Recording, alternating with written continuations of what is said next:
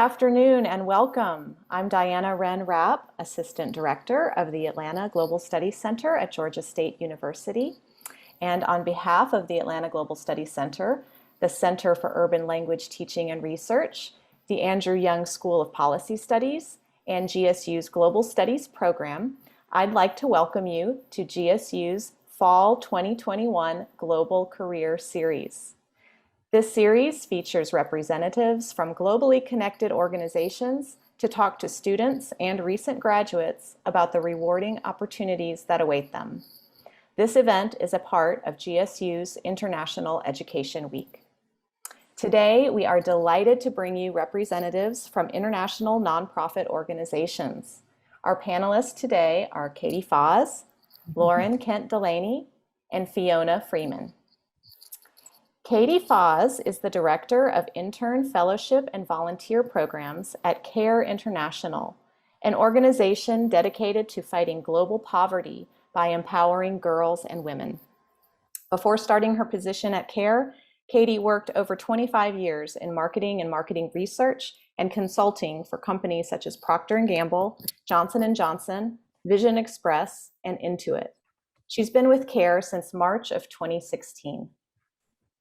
Lauren Kent-Delany joined the Carter Center as Director of Educational Programs in 2005.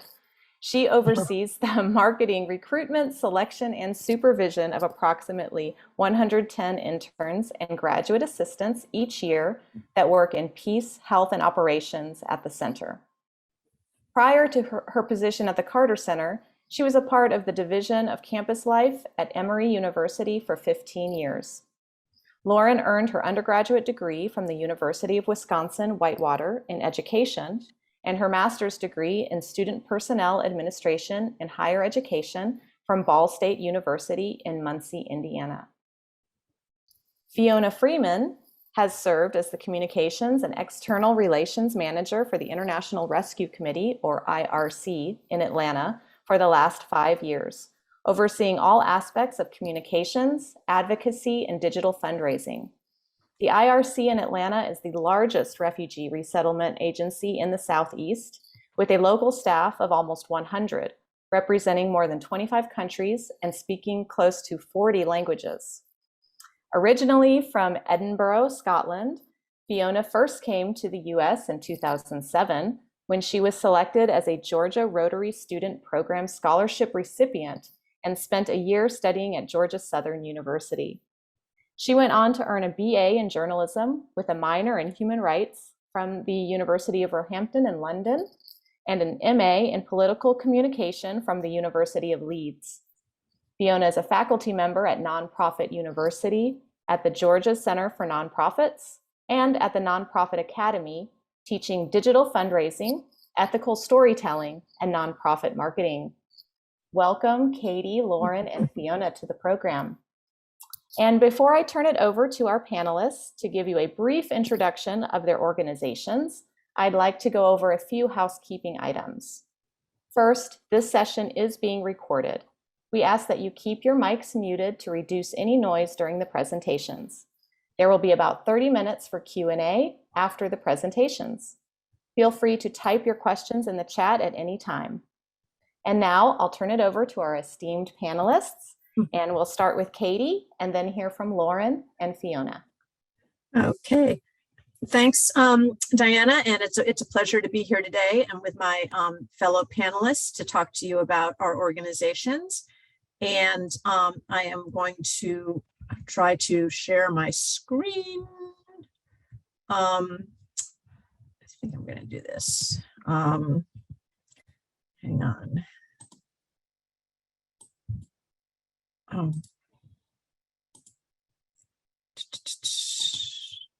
Here we go. Okay, so this is just a quick overview of CARE. We are an international NGO. NGO stands for non-governmental organization.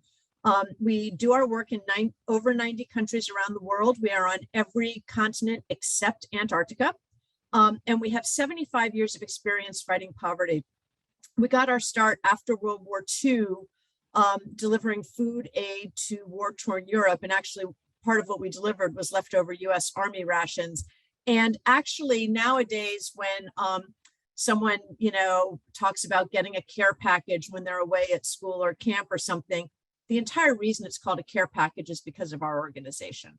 CARE used to stand for Cooperative Assistance for Remittances to Europe, and now we stand for Cooperative Assistance for Relief Everywhere. But that's where the initials come from, but the idea of a care package has spread way beyond the specific work that we do. Our programs fall into 4 key areas. We work on food and water systems, health equity and rights, which includes sexual and reproductive health, and also recently has included a pivot to COVID-19 relief, both personal protective equipment, sanitation help, vaccine delivery. Women's economic empowerment. We were one of the first agencies to explore the idea of microfinance, getting small loans into people's hands to start businesses, and emergency and humanitarian aid.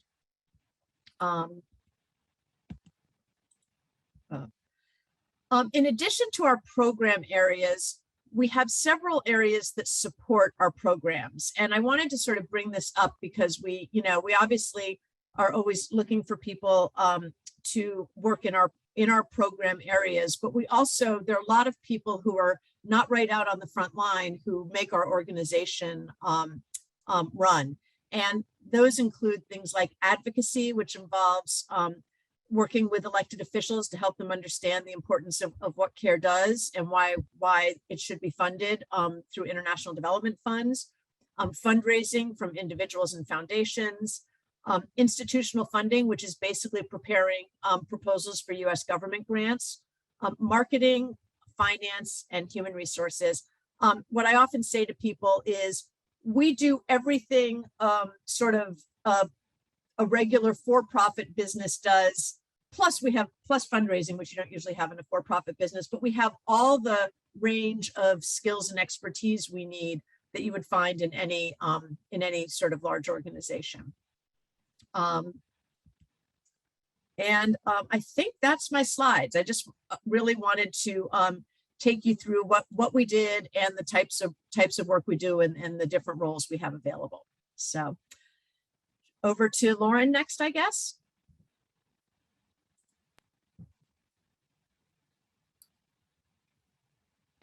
Thank you, Katie. My turn to share.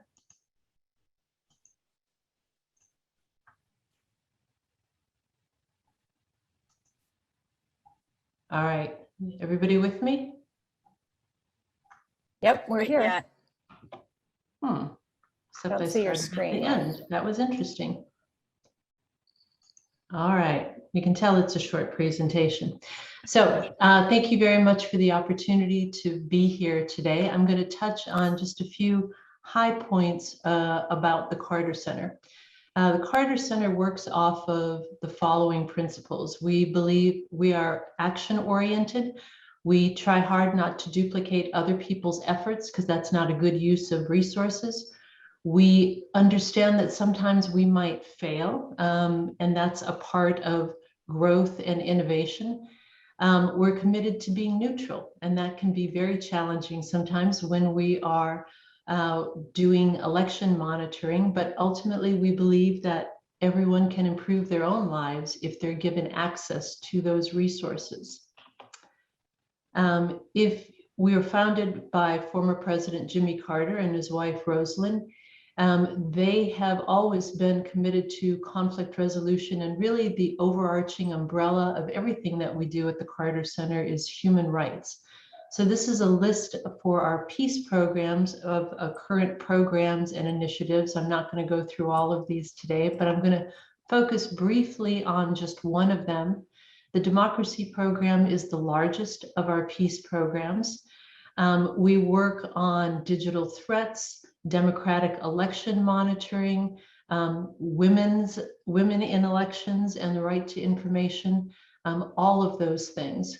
Over the years, the Carter Center has monitored 113 elections in 39 countries. Now, when we're monitoring an election, that means we've been invited by each of the political parties, because we're never going to insert ourselves where we're not invited. About 70% of all of the Carter Center resources go to health programs. Here you see the list of those programs and then the year that we started that project. Now, Mrs. Carter oversees the mental health program and has from the very beginning, but most of our health programs are neglected tropical diseases. Lauren, Things, quite honestly, that I could you had share not. your screen? I think it's Oh. not showing right now. Oh my goodness, I'm so sorry.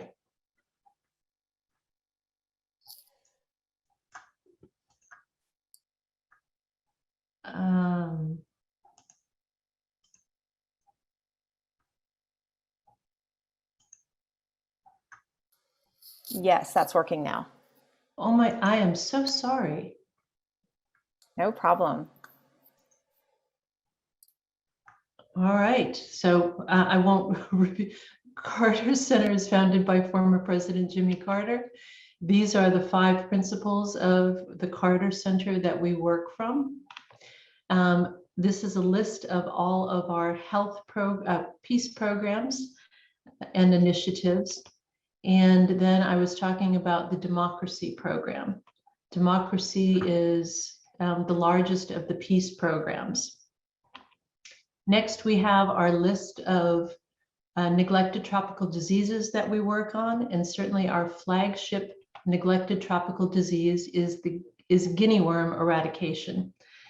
Guinea worm is a parasite that lives inside the human body and comes from a still water source.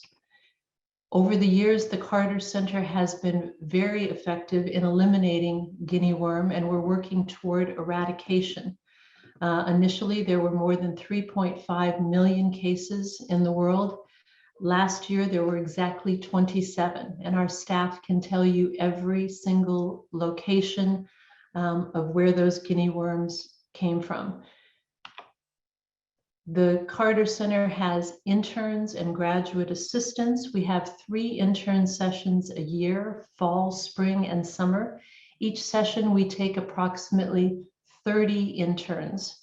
In order to be eligible, you need to be a college junior, senior, a graduate student, or someone who's completed their degree in the last 24 months. We also have graduate assistant positions that are 9 to 12 months long. So they are different. The internship does come with a stipend, and the graduate assistantship is paid on an hourly basis. In order to apply, you go to the Carter Center website. Everything can be uploaded there, so there's nothing that really needs to go through the mail.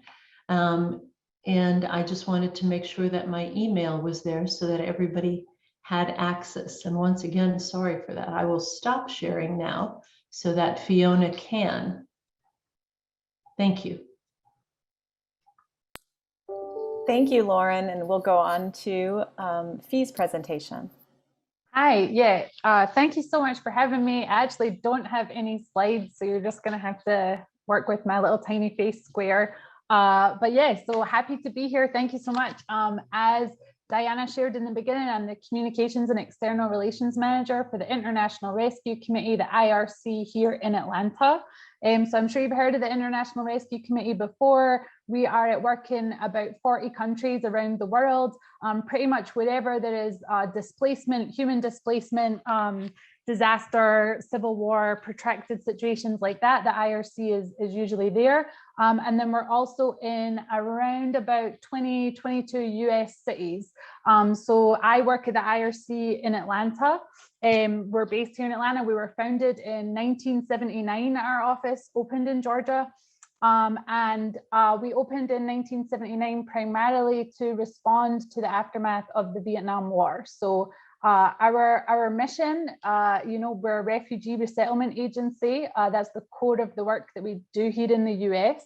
And we're the first point of contact for refugees as they arrive in America, as they come here. So we opened in 1979 to welcome refugees from Vietnam. Since then, we have welcomed more than 27,000 refugees from 67 different countries into Georgia. So that's just Georgia, that's just our office over these past 42 years. Folks from 67 countries around the world, right? So many countries. Our primary population that we are currently serving, we are responding to the fall of Kabul and the Afghanistan crisis. We are welcoming humanitarian parolees who were evacuated from Afghanistan in August. We have about 1,500 Afghan humanitarian parolees who are going to be resettled in Georgia. And the IRC in Atlanta is resettling about 800 of those individuals, and about 400 of those individuals have arrived into Georgia in the last month. So hence me not having slides. So it's really working at the IRC in Atlanta is an opportunity to work in direct crisis response, human services, humanitarian response here in the US. So we provide resettlement services, which is sort of picking people up at the airport, helping people get their house, their first home, furnished apartments. Then we're helping people learn English. We're helping people get jobs, get their kids enrolled in school. We do all the basics to help people get started to rebuild their lives here in the States with a bunch of partners from across the States. So, faith partners, community groups, schools. We have many, many partners, other nonprofit organizations that work with us to do the resettlement work. After that sort of initial resettlement period, we also have programs, youth programs. We're in Clarkston High School. We're in elementary schools out here in Clarkston. We do asset building programs. We have a micro enterprise development program. We have a match savings program. We have immigration services. We have citizenship classes. Really, our mission at the IRC in Atlanta is to help provide refugees and immigrants in Georgia with opportunities to integrate and thrive in our state. So that's really what we try and do. And again, there are internships and volunteer opportunities available across all of our programs. And similar to, as Katie shared as well, in the back of the office as well, fundraising team, advocacy team, communications, the areas that I work in. And we also have a ton of openings right now. We're about 100 staff. We're getting close to 100 staff here in Atlanta. We represent 25 countries, I think, and we speak almost 40 languages. Unfortunately, I only speak English, of course. But yeah, so that's a little bit about us, and looking forward to answering some questions as we go on. Thank you so much, Katie, Lauren, and Fee. We really value the work that your organizations do here in Atlanta and around the world. I think I'm going to start with a question, just a general question. You've all talked about different volunteer positions, internships, and possibly entry-level positions. Some of them not always on the front lines, as you said, Katie, but maybe in the office. Could you tell us in general, what are the skills, what are the most important skills that your organizations are looking for when college students or recent graduates apply for these positions? Let's start with Katie, please. On mute, sorry. Okay. Similar to the Carter Center, we have roughly 100 interns a year come through our organization, and broadly it breaks into sort of a fall semester, spring semester, summer situation. But because our interns are all funded by the individual department and the individual manager, some interns will stay with us for 9 months, some interns will stay for us for 3 months, It kind of just depends what the needs of that particular project are. And in general, I think what we're looking for is the ability to communicate effectively is really important. We're looking for people who can understand and synthesize both qualitative and quantitative data. A lot of our interns are doing a lot of research and report writing. We're also looking for cultural awareness. You don't necessarily have to have traveled extensively, but if you've been in situations where you've been exposed to people from other cultures and understood some of the some of the challenges that can come from that and some of the ways that can be incredibly enriching, that is something that makes someone stand out. And often when someone has not had the experience, the opportunity to spend a lot of time outside the United States, I say, gee, if you could find a way to volunteer, get some experience working with a refugee community here in the US, you would be you would be learning a lot about the kinds of communities we serve overseas. Another thing I have been really interested to see is that a lot of our managers would really like someone who has doesn't have to be a full-on graphic designer, but some ability to update blog posts, do some tweeting, do some posting, maybe not kind of be a full-on social media intern, but being able to handle some of those things, because a lot of our individual projects have communication needs, and it's an ongoing thing to keep up and keep the communication current. And if someone has a little bit of graphic design experience, that can really become incredibly helpful too, which is something that I wouldn't have really anticipated before I started in this role. But that is something that if someone brings that to the table, and also any kind of data visualization, if you know sort of Power BI, that is incredibly helpful. We're always updating dashboards, trying to find better ways to do our dashboards so that we can make the data tell a more coherent and compelling story, as effectively and efficiently as possible. So I will stop there and see if Lauren and Fee have things they want to add. I thought that Katie covered a lot of good ground there. I think that that the only thing I would add to that maybe is in our application, we ask for a writing sample. It doesn't have to be original. It can be an academic paper that you're using, but that writing sample is important because whether it's a position in an internship in development and that kind of storytelling, how you do something that motivates people to want to be a part of the solution, or whether it's something specific like again, that research and analysis in terms of what you're seeing. I think that the data analysis is great. Language skills, there are several different, we're interested in folks that have language skills, but again, it's the writing piece that is so essential to be able to communicate to others and to show something that represents your research and analysis, I think is really important. We do have internships in communications, information technology, design, monitoring, and evaluation, education, special events, in addition to things like peace, health, democracy, human rights, mental health, etc. So again, it's the thing that we're always looking for is people that believe in what we're doing and feel compelled. That's the rest of it we can teach you. Thank you, Lauren. And Fee, do you have anything to add to that? Yeah, definitely. I know the question was kind of about skills. I'm going to tweak it slightly, and I'll talk about attitude, right? I think attitude is really important when you're coming to work with us and you're coming to work with the population we serve.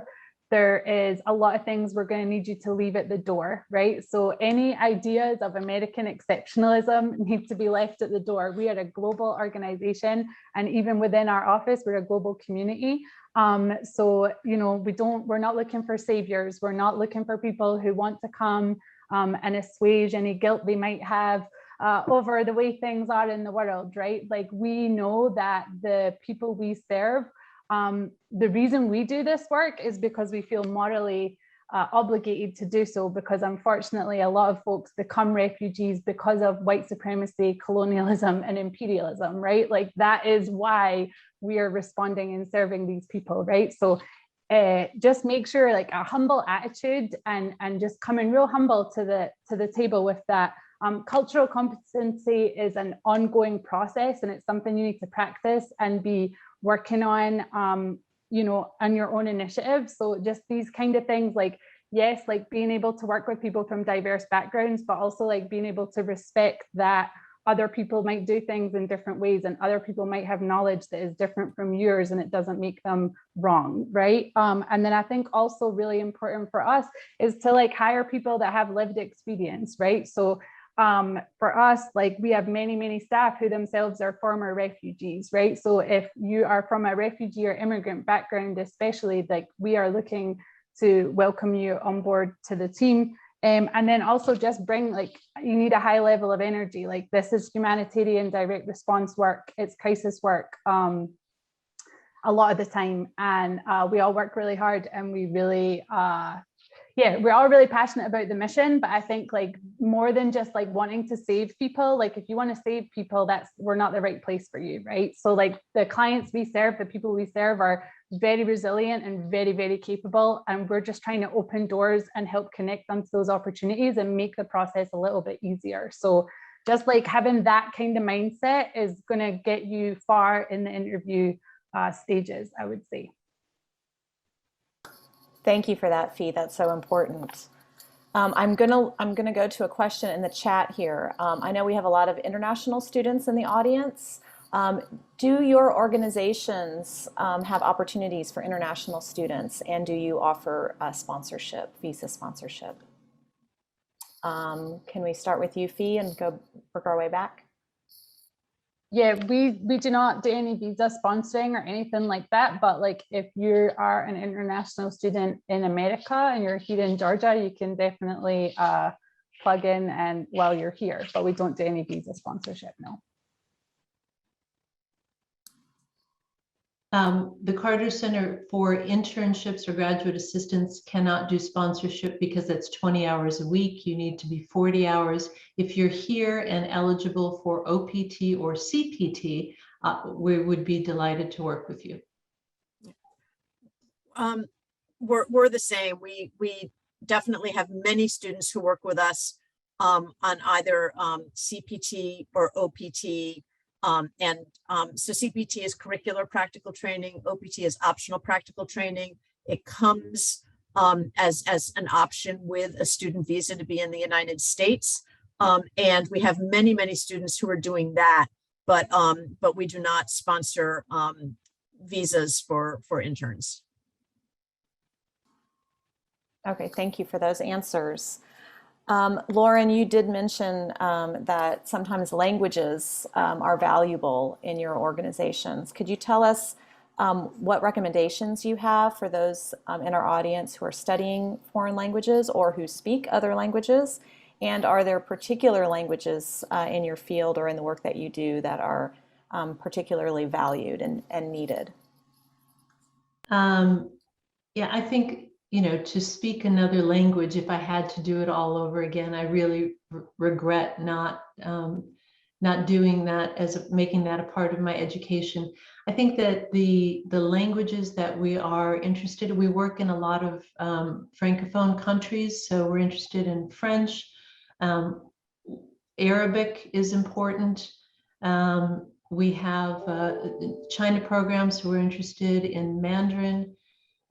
Spanish, we have maybe not as many students. And I'll say for Spanish and French, we can typically find people who are professional level. For Arabic and Mandarin, we're going to be much more flexible, motivated to be flexible because those are not as common. But with any language skill, I think that it's important to stay with it. If you have the opportunity to do some type of immersion, that's great. But if you don't, that's okay too. On the application, it actually asks if it's reading, writing, or speaking in terms of your language skills and what the proficiency is. Thank you, Lauren. Katie, do you want to go into languages? Sure. So CARE has 4 official languages, and those are English, French, Spanish, and Arabic. And so we're always looking for people who speak, you know, we get a lot of English speakers, but French, Spanish, and Arabic are really important. Portuguese is helpful. There are some countries in Brazil speaks Portuguese, and there are some countries in Africa where Portuguese is the common language. Fun fact, a Portuguese speaking country is called a Lusophone country. I had never known that before. Yeah, how they got from Portuguese to Lusophone, I just don't know. But those are and if someone can speak some of the more local languages in an area, that's helpful. But really, where we're focused is French, Spanish, and Arabic are the big three outside of English. Okay, thanks, Katie. And Fee, I imagine you have a lot of languages that are used in the IRC. Can you tell us about some of them? Yeah, definitely. I mean, right now, if anybody speaks like Dari, Pashto, Farsi, like, let me know, because languages from the Afghanistan area, right? Those are going to be high in demand languages for us, but always in demand Arabic, French, Swahili, Burmese, Tigrinya, Amharic, Somali, Oromo, like the whole gamut, right? Like all different kinds of languages. There's multiple, like Karen, any languages. Like when we say like we want to hire people who have lived experience, right? It's because like there's some really niche languages there, and then also like people who have gone through the refugee resettlement program and have had that experience from the other side. Those are people that are the right people to sort of do the resettlement work. So yeah, just any languages really, like some Spanish, not as much, but we do have, we welcome refugees from Guatemala and El Salvador, Colombia, Venezuela. So yeah, all languages, any languages. If you have a language fluency, then that will be a real selling point for us on your resume, especially if you are applying for direct service type roles. Thank you for that. And just to stay on languages just for a second, there are some students probably on this in this session who are studying languages, but many who don't speak another language. Would their application still be considered if they are not fluent or have not studied a second language? I'll just go ahead and say, like, yes, absolutely. Like I, as most white people, only speak English, which is, I regret it. It's terrible. I wish I could speak other languages. It is not a requirement to speak another language to work with us, but it's just definitely a good selling point if you do have language skills. I would agree with that. I just think it's a preferred qualification, but definitely not required. And I would say at least half of our applicants do not have a second language. Yeah. And I guess I would say, we post all of our opportunities at www.care.org under careers. There will be postings where it says, French a plus, or must speak French, or whatever. So there might be some specific roles where you will definitely be interacting with people in country for who do their work in French or Spanish or Arabic or whatever it is.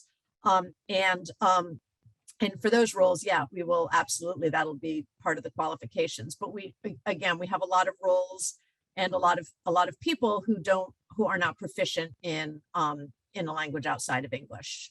So it makes you more competitive. It opens up to you some roles that would not have been opened up otherwise, but it does not rule you out if you don't have another language.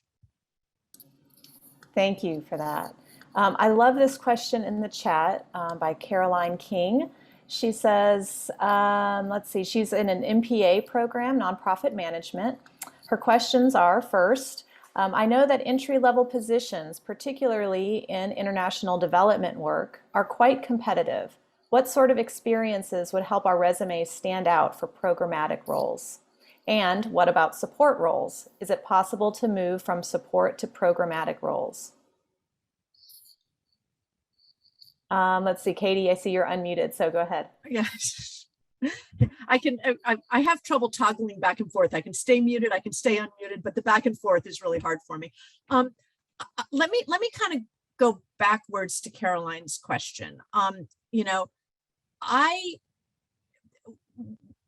we as an organization do not necessarily encourage people to move from support roles to program roles and back and forth. I mean, sometimes that happens and it's the right thing because the opportunity and the person's background makes sense. But our support people want to be hiring people who want to be doing fundraising or advocacy or HR or whatever it is. They don't want to be hiring people who see this as something they're just going to do for a short while and then move into a program role, because then you've invested a lot of time and effort training someone who then, you know, moves into a different department to do very, very different work. So I think when our managers are hiring in program and when our managers are hiring in support roles, they want people who really are driven and passionate about that work and what it contributes to the organization. So in that sense, I would encourage you to go for what you want. If you want a program role, go for a program role. If you want an advocacy role, go for an advocacy role or a fundraising role or whatever it is, and sort of, you know, go there with all your enthusiasm. And then, yeah, it's very, very competitive, particularly at the entry levels. I would say certainly having had an internship helps a great deal. I would also say, and any kind of, you know, as Fee was talking about, sort of lived experience is incredibly helpful. I would say the typical background of someone who is sort of a program manager or technical advisor at CARE in our program areas, and that we're sort of pulling on some pre-COVID opportunities that have not yet been reinstated, but a very typical path you would see is someone went to undergraduate, majored in any of a variety of things, went and did something like the Peace Corps, Partners in Health, UNICEF, or something outside of the US, lived in a community similar to the types of communities we serve, then comes back to the US, you know, sometimes comes straight to CARE, sometimes goes to graduate school and gets a master's in public health or a master's in public administration or something like that, and then comes to CARE. But opportunities to be within those communities and to understand the context in which we're going to be operating is really, really incredibly helpful and important. And I don't know when the Peace Corps is coming back online or what it will look like when it does. But I do want to put that out there as something that's been helpful in the past and could be helpful in the future. And again, in this country, there are opportunities to work with refugee communities who come from the types of countries we serve and the types of communities we serve, and build that understanding of where someone's coming from, what the challenges they may have faced are, what the context is in which we're trying to get our work done. So. Excellent, thank you. Fee, do you have anything to add? Yeah, I would. That's a really good question. I would sort of say like one. I totally agree. Like programs and like resource development / communication / advocacy. Like there's a separation between the two, right? We call it programs development, right? And development funds the programs and supports the programs and raises awareness to, you know, get all that stuff, and the programs deliver the mission. I think what would be internships are great, right? Like if you want to do internships somewhere in a nonprofit in a program role and somewhere in a development role in a nonprofit, like having that understanding of how both sides of the office work is literally like the most important thing, because a thing we talk about a lot is bridging the gap, right? And for me, also as like a nonprofit educator as well, right? Like I teach some fundraising, and one of the key things we talk about is that communications helps to bridge the gap between programs and development, right? So in my role, I spend a lot of time with programs and a lot of times with the people we serve, like storytelling and things like that, and that bring that back to the other side of the office. So if you can like do some research and reading, and there are so many nonprofit blogs out there and so many like nonprofit resources and books, if you can come to an interview showing that you understand how programs and development are different and how they work together, and that is just invaluable. And also, you know, like check out like community-centric fundraising. That's a wonderful blog website, you know, that has a lot of resources on like how to be ethical in your fundraising and ethical in your storytelling, right? And which is key and goes back to that white saviorism piece. Like if you come to an interview showing that you understand these things, that'll be really helpful for you. So understanding the difference and how they work together. And again, yeah, like maybe doing those internships gives you an idea of what role you want to play, right? Because direct service is incredibly rewarding, but it's also like really, really difficult. And you need a lot of empathy and a lot of compassion and a lot of patience. And, you know, development is also very time consuming, but it's different kinds of skills and empathy and relationship building that you have to have. So do some research in those areas, but yeah, just show that you understand those pieces and you'll be way ahead of the game. Thank you. And Lauren, do you have any additional Yeah, comments? I'm going to be the outlier here. At the Carter Center, we do have a lot of, I would say a fair number of people who start off in a support position and move on to program design, to being that person in the field or whatever. I can think of several, as a matter of fact. Some of them even started off as interns. Now, it's not by any means a direct pipeline for, you know, you're an intern, you become, our entry-level position is program assistant, into program associate, et cetera, et cetera. It doesn't always work like that, but the idea is that you get the experience in project management, that you're willing, quite honestly, to do anything and get that, become a generalist first, and then focus, so that if you can come in and you can, you know, be involved with some of the grant writing, do some of the administrative work, and at the same time, you know, work on the budget and proposals, you're going to be a stronger staff member later on. And there are quite a few examples of people that have moved up that chain, or maybe what they've done is they've left the Carter Center for a little while, gotten other experience, and then come back. But for us, that is not an unusual progression. Okay, that's good to know. Thank you. I'm going to go to some of the chat questions. We have a number of questions coming in.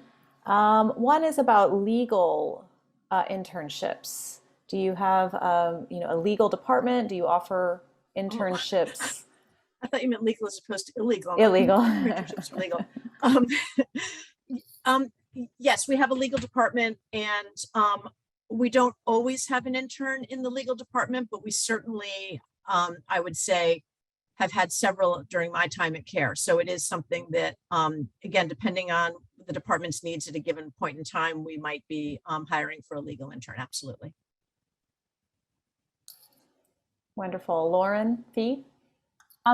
For us, we don't, so like our legal team are at headquarters in New York. So just in the Atlanta office, not necessarily legal in that aspect, but in our immigration services program, we have like sort of Department of Justice accredited immigration staff and representatives. And I know that folks who've done internships in our immigration services team, or who have worked in junior positions in the immigration services team, have then gone on to do like immigration law, paralegal type roles. So I think it's a really good, our immigration team is amazing, and it's a good place to get that experience if you were going into the immigration law area. The Carter Center is an affiliate of Emory University. So we are, our legal folks are at Emory.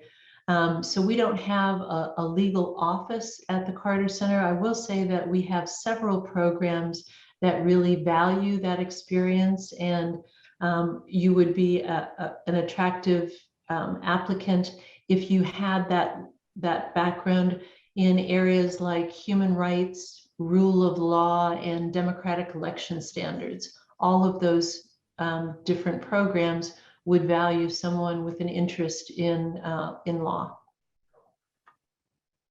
Wonderful. Thank you for those answers.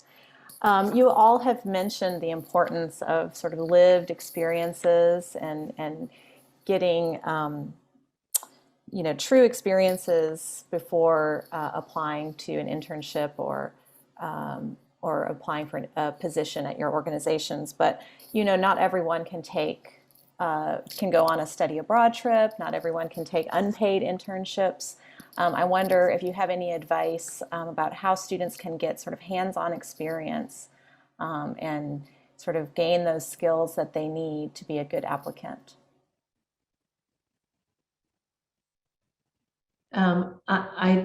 And Fee mentioned this earlier, I absolutely agree. Volunteering is a great, in fact, one of the places that I've often told people they should check out volunteer opportunities is IRC, because I know people have had very positive experiences. Now, the Carter Center does have a wonderful team of volunteers as well. That's a much smaller commitment. That's only a once a week, like 4 hours a week kind of a thing.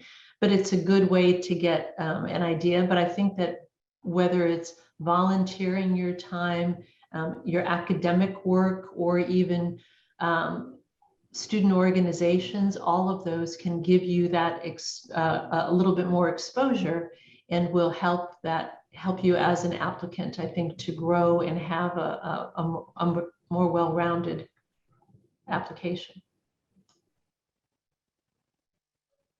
Thank you. Does anyone else have anything to add? I was just gonna say, like, yeah, for us, like, just really having nonprofit experience, you know, like, you don't have, like, yes, we're an international organization and we're working with international populations, but we're working with people here in Georgia, and we're a local community-based nonprofit. We're out here near Clarkston, Tucker, Stone Mountain area. So like, if you have experience working with any nonprofits in Atlanta, and there are so many nonprofits in Atlanta, and it could be an internship, it could be like a volunteer thing, it could be like you, you know, doing I had someone recently interviewed for a job who had like done a drive to collect books for inmates at a prison, which I just thought, you know, like, there, you don't have to, just showing that you understand like how to serve people, or like, you know, service, and like the concept of like nonprofit organizations, I think is like, you know, good background experience. Just get involved in your community and like work with people and help people, and just like for the right reasons, and like think about your own reasons for wanting to do the work, right? Like, why is it that you want to get into this field, and like sort of analyze these pieces, you know, journal about it, but like probably just like, you know, figure out those things. But any experience, really, volunteer, internship, nonprofit work would be adequate, more than adequate. Wonderful, thank you. Because of the time, I'm going to ask each of you to just make sure before the end of the program that you provide maybe a website or a link where students can find more information about either volunteer opportunities or positions in your organizations. And then I'm going to go back to the chat, and I like Hannah's question here. This is for Ms. Fee. You mentioned ethical fundraising. What does a typical fundraiser for IRC, or maybe what does a typical day for a fundraiser at IRC look like? Is it primarily a grassroots type of campaign? Fundraiser, I love that question. That's a wonderful question. So when I mean like ethics, specifically in fundraising, storytelling, communications, what that means is making sure that when we're telling stories about people, we're using people's images, that we're not showing anyone in pain or in distress, and we're not presenting someone as needy or lacking in any way, right? So we're going asset framing, strengths-based, right? We start from people's strengths and resilience, and we talk about how, you know, together, not like a donation to our nonprofit can help us achieve these goals, serve people, et cetera, et cetera. So we're just not doing the poverty porn, the trauma porn, right? These like distressing images, this like, oh, these people are so helpless, that's why you have to give us money. That's out. That's, you know, that went out a while ago. But when I say, you know, check out community-centric fundraising.org, check out the ethical storytelling website, right? There's resources on this, on how we can be ethical and not exploitative when it comes to telling stories and asking people for money. And then for us, a typical campaign here in Atlanta, I am just about to launch our GA Gives on Giving Tuesday campaign, right? So we have, at the moment, we have a $1.7 million fundraising goal for the Atlanta office to help us respond to the crisis in Afghanistan and all the arrivals we have. Part of that, we're doing a $50,000 goal for Giving Tuesday. Giving Tuesday is November 30th. We have a ton of volunteers. We have students, probably some of your peers from GSU, doing peer-to-peer fundraisers on that page.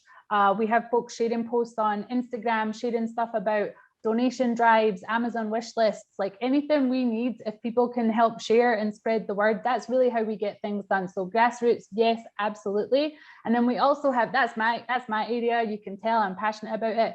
Also have a team that do like corporate, working with corporations, foundations. We also have government funding, right? The resettlement program is a federally funded program. So there's a whole bunch of different fundraising, but for that, like digital individual campaigns, they are pretty grassroots. We have amazing community, a few hundred donors that support our work here in Atlanta and make everything we do possible. Because let me tell you, federal funding does not cover the needs. And I think that's probably the same for most folks. So yes, grassroots and keeping it ethical, just we're not exploiting anyone. Yes, a photo of a starving child might help you raise more money, but it is not ethical. So let's not do that. Thank you for that. Yeah, go ahead, Katie. And I guess I would, just kind of echo what Fee has said, but also, and that is something that the whole sector has had to really come to grips with recently, to be honest. I think there's been a lot of consideration of how are we portraying and picturing the communities we serve, and are we doing so in a way that respects their knowledge of what it's going to take to solve their problems, and their personal investment in lifting up their community, and making sure that we show that in a way, and show that these are people who are really taking the lead in solving their problems with a little bit of help from care, versus care parachuting in from outside their country and telling them how to solve their problems. And so I think that is something that everyone is trying to be much better about. And just also to echo what Fee said, for us, the U.S. government provides about 30% of our funding. So 70% is coming from some combination of foundations, corporations, and individual giving. And it's a very broad spectrum. And one of the things that I was kind of surprised to learn when I started working at CARE is how many different types of fundraising there are, because you need a very different skill set for each of these different stakeholders and audiences to help connect with how they uniquely are able to help the organization, and what types of programs they want to and are able to support. So anyway. Thank you, Katie. So I hear that fundraising skills and communication skills are very important in the nonprofit sector. Lauren, do you want to add anything? No, I was just going to say that they had both covered it really, really well. Thank you. And I want to turn a little bit our attention to your own personal career journeys. All three of you have well-established careers in nonprofits.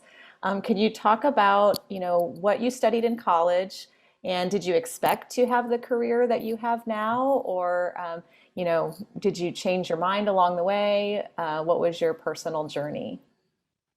Let's start with Lauren. That would be no. I studied, my master's degree is in student affairs and higher education, and that, quite honestly, is where the space that I had always worked in and was happy. I've worked at Arizona State, Georgia Tech, Emory, but interestingly enough, President Carter does an event every year at Emory called the Carter Town Hall Meeting. And I used to volunteer for that program every year. It just meant I was an usher, I helped set up, et cetera, et cetera. That was it. I just loved that event. And I thought, this is so, even when I was out on maternity leave, I remember going for that. I just found the whole thing to be refreshing because he was so candid. President Carter has often said, I'm not running for office anymore. I have no reason to tell anything but the truth. And he is very transparent with what he thinks. So, I would volunteer for this event every year. I figured out that if I did something extra, one year I got a photo taken with the corridors. It was really funny now, all these years later. But I had a coworker from Emory who was in this position. And as director of educational programs, and I remember visiting him at the Carter Center one time just because I used to drag my kids to things over on the museum and library side. And this person had said to me, you know, what are you going to do after your current position? Because we used to be coworkers at Emory. And I said, oh, you know, I'm thinking about this or thinking about that. And he looked right at me in what's now my office and said, you know, Lauren, you would love this job. I'm just not ready to give it up yet. We kind of laughed about it, and that was it. About maybe 6-7 weeks later, I got an email from him, and he said, keep it on the down low, but I am leaving. I've accepted a faculty post, and you should consider applying for the job. When the position description came out, it talked about democratic election standards and neglected tropical diseases and global development initiatives. And I wrote back to Pete and I said, I don't know any of this stuff. And he said, he wrote back with one sentence. I'm still friends with him now, so we joke about it, but it said, forget what it says, apply for the job. And I use that as an example when I'm talking to interns about networking. Networking isn't always schmoozing somebody for a job. It's having people who know you and know what your interests and your passions really are. And Pete was able to see that, you know what, if it ever came open, it could be clearly when he brought it up in the office, he had that in mind, but this is not what I thought I would be doing. And it has turned out to be a wonderful opportunity. I've had experiences as an election monitor or traveling with the corridors or whatever that I would have never had otherwise. And I'm really grateful. That's wonderful. You never know where your journey will take you. That's right. We have maybe one more story if you've got one, Katie or Fee. Fee, you want to go? Sure. Yeah. I guess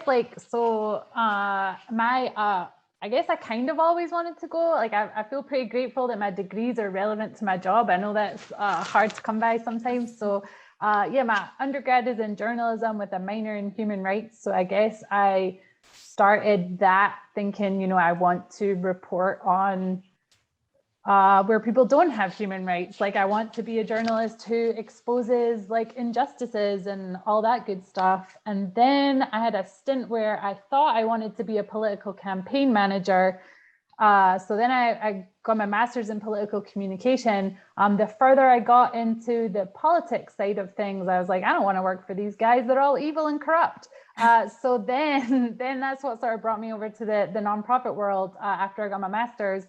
I worked for a children and families nonprofit in Scotland for 3 years, policy and research work focused around children's rights. I know children don't have rights here in America, but they do in most countries of the world. So that was a wonderful privilege to be able to do that work. I was sort of funded by the Scottish government to do research with children and young people so they could inform policy that impacts their lives, which is a wonderful concept that just doesn't exist here. And then, yeah, but for me personally, I've always been around international folks. I was an international student when I was at Georgia Southern. I had friends from all over the world, from Japan to Honduras to Nigeria, right? I had friends from all over the world.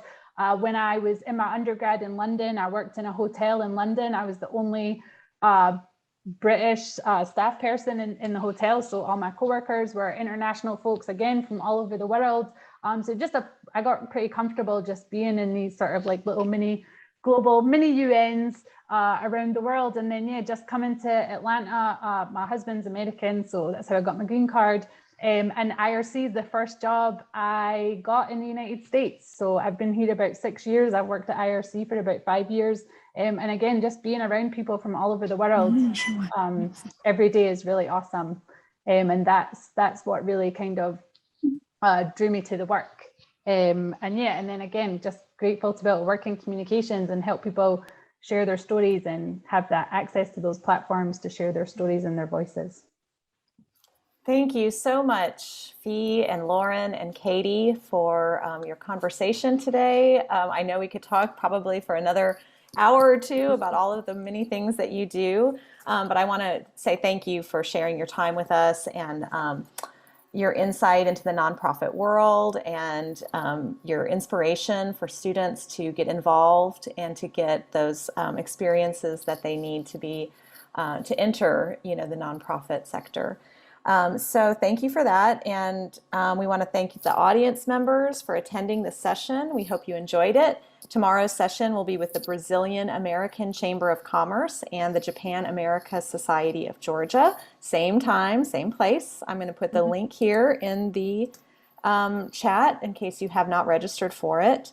And finally, I'd like to thank our partners, the Center for Urban Language Teaching and Research, the Andrew Young School of Policy Studies, and the Global Studies Program at Georgia State for partnering with the Atlanta Global Studies Center to organize this series. All Global Career Series videos will be found on our YouTube channel. Hopefully by the end of the week, we'll get those all up there. And I did put the YouTube channel in the chat. So thank you to everyone and have a wonderful afternoon. Thank you.